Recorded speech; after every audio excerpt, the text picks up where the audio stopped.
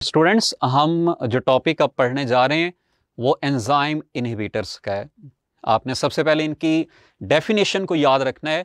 Inhibitor हम किसको कहते हैं? Any chemical substance that temporarily और permanently blocks enzyme activity is called enzyme inhibitor. इसकी काफ़ी सारी एग्जांपल्स हैं, like certain antibiotics act as inhibitors for the enzymes. इसी तरह से डिफरेंट एंटी मेटाबोलाइट्स, हमारी बॉडी के अंदर डिफरेंट मेटाबोलाइट्स प्रोड्यूस होते हैं जो एंजाइम्स को रेगुलेट करते हैं, उनकी एक्टिविटी को इनहिबिट करते हैं। इसी तरह से cyanides, different kind of poisons, these act as enzyme inhibitors. ये डिफरेंट एग्जाम्पल्स हैं। अब हम चलेंगे इनकी क्लासिफिकेशन की तरफ कि हम इन इनहिबिटर्स को क्लासिफाई कैसे करते हैं। आपने दो तरह की क्लासिफिकेशंस को यहां पर याद रखना है। एक क्लासिफिकेशन है जिसमें हम दो ग्रुप्स बनाते हैं, इरिवर्सिबल और रिवर्सिबल इनहिबिटर्स। नाम से हमें पता चल रहा है, इरिवर्सिबल जिनके एक्शन को हम रिवर्स नहीं कर सकते, यानी इनकी इनहिबिशन को रिवर्स नहीं किया जा सकता। और रिवर्सिबल हम किनको कहेंगे? जहां पर इनहिबिशन को रिवर्स किया जा सकता है। अब इनकी इनहिबिशन को हम रिवर्स क्यों नहीं कर सकते? Because they permanently block the enzyme. ये परमानेंट इनहिबिशन कॉज करेंगे। इनके एक्शन को हम क्यों रिवर्स कर सकते हैं? क्योंकि ये एंजाइम को टेम्परेरीली ब्लॉक करते हैं। अब ये परमानेंटली ब्लॉक क्यों करेंगे? Due to formation of some strong linkage like covalent bond के थ्रू ये उसको ब्लॉक करेंगे, एक्टिविटी रिवर्स नहीं होगी। यहां पर टेम्परेरी ब्लॉकेज क्यों हो रही है? Because this will be attached through any weak linkage. जैसे हाइड्रोजन बॉन्ड है, इसको वापस ब्रेक किया जा सकता है, और जब ये हाइड्रोजन बॉन्ड या वीक लिंकेज ब्रेक होगा तो एंजाइम की एक्टिविटी रिवर्ट हो जाएगी। एक और क्लासिफिकेशन जो हम एंजाइम्स के लिए यूज करते हैं वो कौन सी है? कंपेटिटिव और नॉन कंपेटिटिव इनहिबिशन। कंपेटिटिव के नाम से आपको पता चल रहा है कि इसमें ये इनहिबिटर किसी चीज को कंपीट कर रहा होगा, और वो क्या चीज होगी? वो होगा सबस्ट्रेट। यानी इस केस में जो सबस्ट्रेट और इनहिबिटर है they will be in competition. और नॉन कंपेटिटिव का मतलब यह है कि सबस्ट्रेट और इनहिबिटर में एज सच कोई कंपटीशन नहीं होगा। अब ये क्यों होगा कंपटीशन, उसको हम देखेंगे। कंपेटिटिव इनहिबिटर्स हम उनको कहते हैं that occupy the active site of the enzyme. और ये एक्टिव साइट वही जगह है जहां पर सबस्ट्रेट ने जाकर लगना है। तो सबस्ट्रेट और इनहिबिटर के दरमियान एक्टिव साइट को ऑक्यूपाई करने के लिए कंपटीशन होगा। जो कंपटीशन में विन करेगा वही एंजाइम की एक्टिविटी को रेगुलेट करेगा। Non competitive inhibitors attack on other sides of the enzyme. और इसमें आपने एक एग्जांपल याद रखनी है एलोस्टेरिक इनहिबिटर्स की। कुछ एंजाइम्स के अंदर एक्टिव साइट के अलावा एक और रेगुलेटरी साइट प्रेजेंट होती है। इस साइट को हम कहते हैं एलोस्टेरिक साइट। तो अगर कोई इनहिबिटर उस एलोस्टेरिक साइट को जाकर ऑक्यूपाई करता है और एंजाइम की एक्टिविटी को ब्लॉक करता है, तो ऐसे इनहिबिटर को हम कहेंगे नॉन कंपेटिटिव इनहिबिटर। तो इसलिए आपने याद रखना है कि allosteric inhibitor is an example of non competitive inhibitor. अब यहां पर एक और चीज कि इस इनहिबिटर ने एक्टिव साइट को क्यों ऑक्यूपाई की है?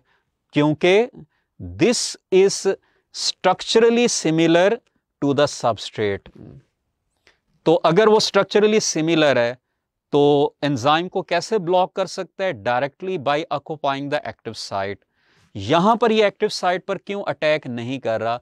Because it is structurally dissimilar to the substrate. Last में आपने ये याद रखना है कि कंपेटिटिव, नॉन कंपेटिटिव, अगर इनहिबिशन है रिवर्सिबल, यानी हम इसको रिवर्स कर सकते हैं। कैसे करेंगे उसका एक एक तरीका आपने याद रखना है। जो कंपेटिटिव इनहिबिशन है या कंपेटिटिव इनहिबिटर है, it's action can be neutralised by increasing the substrate concentration. जैसा कि मैंने पहले बताया था कि सबस्ट्रेट और इनहिबिटर के दरमियान कंपटीशन होता है। तो अगर सबस्ट्रेट ज़्यादा होगा तो वो बाइंड करेगा, अगर इनहिबिटर ज़्यादा होगा तो वो बाइंड करेगा। जबकि नॉन कंपेटिटिव इनहिबिशन के केस में इसके एक्शन को हम न्यूट्रलाइज कर सकते हैं बाय यूजिंग द एंटीडॉट, यानी ऐसा केमिकल सब्सटेंस जो इनहिबिटर के साथ जाके रिएक्ट करेगा और एंजाइम से उसकी बॉन्डिंग को ब्रेक करवाएगा।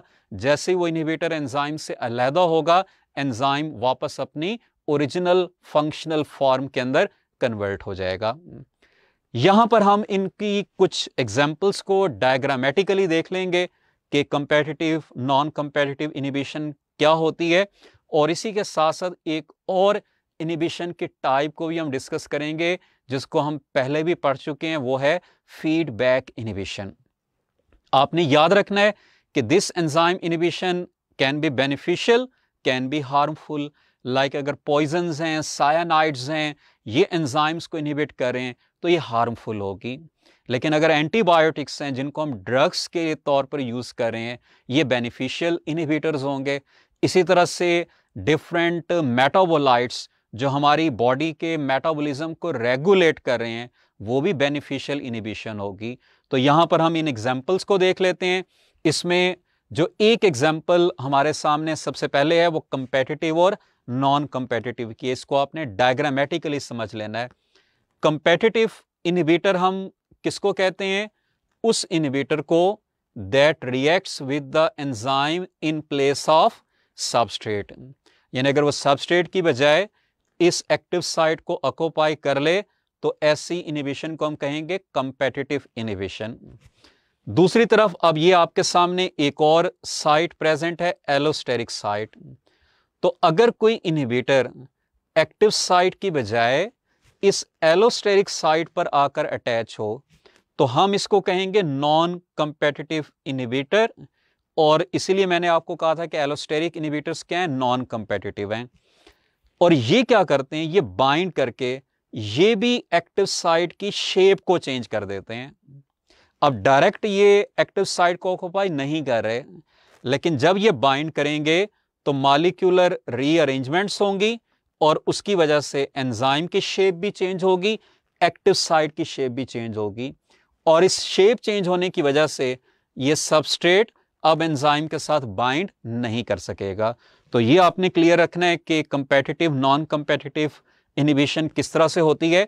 ये एक एग्जांपल आप देख लें कंपेटिटिव इनहिबिशन की। हमारे पास एक एंजाइम मौजूद है, इस एंजाइम को हम कह रहे हैं सक्सिनेट डीहाइड्रोजिनेस। ये इसका सबस्ट्रेट है succinate which has a proper structural arrangement with different orientation of atoms. ये इस एंजाइम के साथ आकर बाइंड करेगा तो बन जाएगा एंजाइम सबस्ट्रेट कॉम्प्लेक्स, यानी सक्सिनेट और सक्सिनेट डीहाइड्रोजिनेस का कॉम्प्लेक्स। और उसके बाद ये एंजाइम इसको प्रोडक्ट में कन्वर्ट कर देगा। प्रोडक्ट होगी फ्यूमरेट और फ्यूमरेट बाहर निकल जाएगी, एंजाइम वापस अपनी ओरिजिनल फॉर्म के अंदर कन्वर्ट हो जाएगा। अब अगेन हमारे पास यही एंजाइम है, यानी सक्सिनेट डीहाइड्रोजिनेस, और ये एक केमिकल सब्सटेंस है जिसको हम मेलानोट कह रहे हैं, मेलानिक एसिड भी इसको कहते हैं। This malonic acid is structurally similar to succinate, और इस स्ट्रक्चरल सिमिलैरिटी की वजह से ये आके एक्टिव साइट को ऑक्युपाई कर लेता है, लेकिन जो कैटालिटिक साइट है वो एक्टिवेट नहीं होती, यानी एंजाइम इनहिबिटर कॉम्प्लेक्स बन गया, but this complex is not converted into the product. तो इसकी वजह से एंजाइम की एक्टिविटी इनहिबिट हो जाएगी। This is an example of competitive inhibition.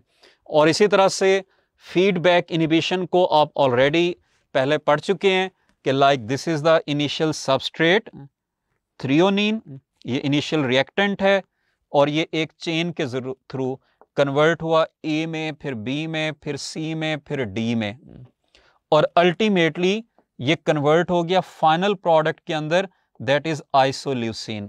ये एंड प्रोडक्ट है। अब जैसे कि हमने ये पढ़ा था कि ये एंड प्रोडक्ट इन एंजाइम्स की एक्टिविटी को भी रेगुलेट कर रही होती है, यानी अगर सेल के अंदर इस आइसोल्यूसिन का लेवल राइज हो जाए तो ये क्या करेगा, एलोस्टेरिक साइट पर जाकर बाइंड करेगा एंजाइम 1 के ऊपर और एंजाइम 1 की एक्टिविटी को इनहिबिट कर देगा।